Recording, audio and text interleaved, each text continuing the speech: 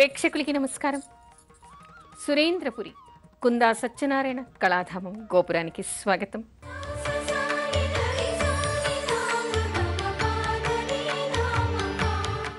ఆదిశంకరుల జన్మ వృత్తాంతం ఏమిటి? ఆదిశంకరులు అంటే ఎవరో కాదు, సాక్షాత్తు శివస్వరూపంగా చెప్తారు. ఆదిశంకరుల వారు కేరళ రాష్ట్రంలోని కాలడి ప్రాంతంలో పుట్టారు. ఆయన తల్లి ఆర్యాంబ, ఆయన తండ్రి శివగురువు. అయితే వాళ్ళ తల్లిదండ్రులకి చాలా కాలం, ఆర్యాంబకి శివగురువుకి వివాహం జరిగిన తర్వాత చాలా కాలం సంతానం కలగలేదు. ఆ తర్వాత వాళ్ళు కొంతకాలానికి కొంతమందిని సంప్రదించగా వారి దగ్గర ఉండేటువంటి వృషాద్రీశ్వరుడికి తపస్సు చెయ్యాలి అనేటువంటి విషయం చెప్పారుట. అయితే దంపతులిద్దరూ కూడా నియమనిష్టలతో కేవలం కంద మూలాలు మాత్రమే తింటూ తపస్సు చేశారట. అలా కొంతకాలం గడిచిన తర్వాత శివగురువుకి కలలో ఒకరోజు ఒక వృద్ధ బ్రాహ్మడు కనిపించట. నీ తపస్సుకు మెచ్చాను, నీకు త్వరలోనే సత్సంతానం కలుగుతుంది. సంతానం అంటే మామూలు విషయం కాదు, నా స్వరూపమే నీకు రాబోతోంది, నీ కొడుకుగా జన్మించబోతున్నాడు. ఇతను ప్రపంచంలోనే పేరు ప్రఖ్యాతులు గాల్చి తర్వాత మనకుండేటువంటి సనాతన ధర్మాలన్నింటినీ కూడా ప్రచారం చేస్తాడు అనేటువంటి విషయాన్ని ఆయనకి చెప్పేట. మరునాడు ఉదయం కలలో కనిపించిన విషయాన్ని భార్యకి చెప్పేట శివగురువు. ఆ తర్వాత వాళ్ళు ఆ తపస్సును చాలించి దానికి బ్రాహ్మణులందరికీ కూడా పిలిచి భోజన తాంబూలాలు ఇచ్చారట. ఆ రోజు బ్రాహ్మణంతా వెళ్ళిపోయిన తర్వాత శివప్రసాదాన్ని ఆ దంపతులిద్దరూ కూడా భుజించారట. అయితే ఆ శివప్రసాదంలో శివ తేజస్సు చేరిందిట. ఆ తర్వాత ఆర్యాంబ గర్భం దాల్చింది. ఆ తర్వాత ఆవిడకి శక్తి విపరీతంగా వచ్చిందిట. ఆవిడలో ఒక తేజస్సు వచ్చిందిట, ఆవిడలో ఒక కాంతి వెలుగుతోందిట. ఎవరు చూసినా కూడా ఆవిడలో ఒక వింత కాంతి కనిపిస్తూ ఉండేదిట. ఎందుకంటే ఆవిడ గర్భంలో పెరుగుతుంది ఎవరో కాదు, సాక్షాత్తు శివాంశ.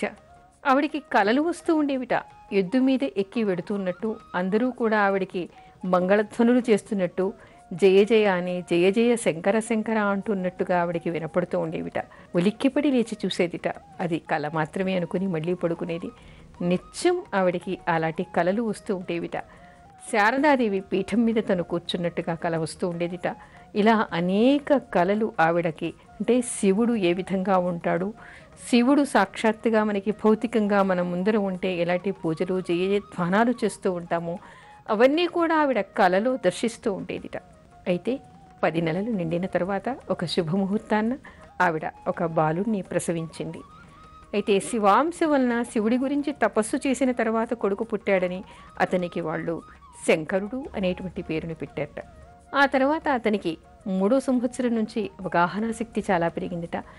ఎవరు ఎలాంటి పద్యాలు కానీ ఎలాంటివి కానీ చెప్పినా కూడా, శ్లోకాలు చెప్పినా కూడా చకచకా చదివేసేవాట. అతని ధారణ శక్తి చూసి అందరూ ఆశ్చర్యపోయేవాట. అయితే 5వ సంవత్సరంలో ఆ బాలుడికి ఉపనయనం చేయాలని తండ్రి అనుకున్నట్ట. కానీ ఉపనయనం జరగకుండానే ఆయన మరణించడం జరిగింది. అయితే ఆర్యాంబ ఎంతో కష్టపడి అతనికి శంకరుడికి 5వ సంవత్సరంలో ఉపనయనం చేసిందిట. ఉపనయనం జరిగిన తర్వాత ఆయన గురుకులానికి వెళ్ళాట. గురుకులంలో విద్యాభ్యాసాన్ని చేశాడు. అయితే ఇక్కడ మనకి కొన్ని విషయాలు కనిపిస్తాయి. ఒకసారి అతను ఇక్కడ ఉపనయనం జరగకముందే ఒకసారి ఆవిడ నదీ తీరానికి వెళ్ళడానికి ఇబ్బంది పడి స్పృహ తప్పి పడిపోయింది దారిలో. తల్లి అవస్థను చూసినటువంటి అతను నది దగ్గర నించుని ప్రార్థన చేశాట. మరునాడు పొద్దున ఆర్యాంబ నిద్ర లేచేసరికి ఆ నదీ ప్రవాహం వాళ్ళ ఇంటి ముందర ఉందిట. అమ్మ, ఇక్కడి నుంచి నువ్వు కష్టపడక్కర్లేదు, ఈ నదిలో నిత్యం స్నానం చేయమని చెప్పాట. నిత్యం కూడా ఆవిడ ఇంటి ముందు ఉన్నటువంటి నదిలోనే స్నానం చేసేదిట. ఈ మహిమను చూసి అందరూ ఆశ్చర్యపోయేవారట. ఈయనకి ఇంతటి శక్తి ఎక్కడిది అని అందరూ అనుకుంటూ ఉండేవారట. ఇతను ఒక ప్రత్యేకమైనటువంటి వ్యక్తి, దైవాంశ సంభూతుడు, ఇంకా ఎలాంటి మహిమను చేస్తాడో చూడాలి అని అందరూ అనుకుంటూ ఉండేవాళ్ళుట. అయితే గురుకులంలోకి వెళ్ళాడు. గురుకులంలో వెళ్ళిన తర్వాత పూర్వకాలం ఏం చేసేవాళ్ళు, గురుకులంలో ఉన్నటువంటి విద్యార్థులు ఎంత గొప్పవారు కానీ, సాక్షాత్తు విష్ణుమూర్తి కానీ శివుడు కానీ ఎవరు అవతార పురుషులై భూమి మీద జన్మించినా కూడా గురుకులంలో సామాన్య శిష్యులు ఎలాంటి నియమాలు పాటిస్తారో వాళ్ళు కూడా అలాంటి నియమాలే పాటించేవాళ్ళు. ఇక్కడ శంకరుడు కూడా అలాంటి నియమాలనే పాటిస్తూ ఉండేవాడు. గురువుగారి దగ్గర విద్యాభ్యాసం చేస్తూనే ఆయన రోజు భిక్షాటనకి వెడుతూ ఉండేవాళ్ళు. గురుకులంలో ఏమిటంటే గురువుకు శుశ్రూష చేయటం, ఆయన చెప్పింది చదువుకోవడం, భిక్షాటన చేసి భుజించటం అనేటువంటిది వాళ్ళకి నియమాలుగా ఉండేవి. అయితే బాలుడైనటువంటి ఈ శంకరుడు ఒకరోజు భిక్షాటనకి వెళ్ళాట.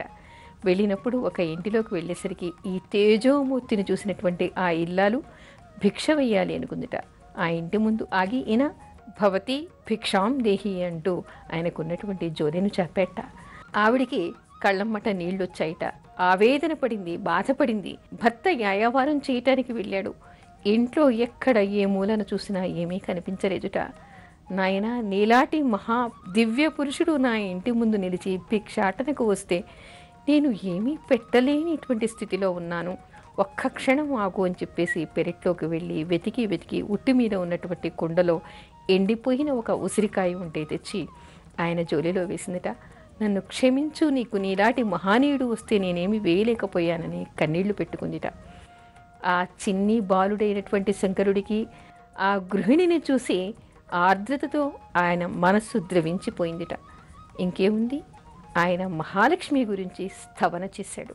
ఆశువుగా ఆయన స్తోత్రాన్ని చదివాడు. మహాలక్ష్మిని ఆయన స్మరించాడు. ఈ కటిక దరిద్రం ఉన్నటువంటి ఈ ఇల్లాలికి ధనాన్ని ప్రాప్తింపచెయ్యని చెప్పేసి మహాలక్ష్మిని వేడుకున్నాడు. ఆవిడందిట, పూర్వజన్మలో వాళ్ళు ఎలాంటి దాన ధర్మాలు చేయలేదు, నేనెలా ధనాన్ని ఆవిడికి ఇవ్వాలి అని. నీ కరుణా కటాక్షం ఉన్నప్పుడు ఆవిడికి దరిద్రం ఎలా ఉంటుంది? నీ చూపు సోకిన తర్వాత ఆవిడికి దరిద్రం ఎలా ఉంటుంది? ఎన్నో దానాలు చేసినటువంటి పుణ్యం ఆవిడికి రాదా అని మహాలక్ష్మిని ఆయన స్థవనలో అడిగేట.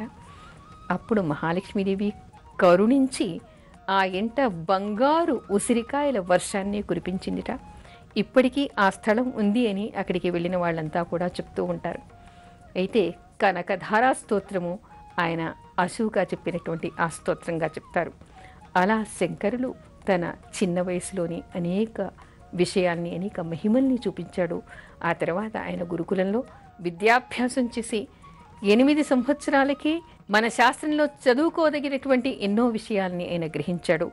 వేదాల్ని అభ్యసించాడు. ఎన్నో విషయాల్ని ఆయన నేర్చుకున్నాడు. ఆయన ధారణ శక్తి, స్ఫురణ శక్తి చాలా అతీతమైనటువంటివిగా చెప్తారు.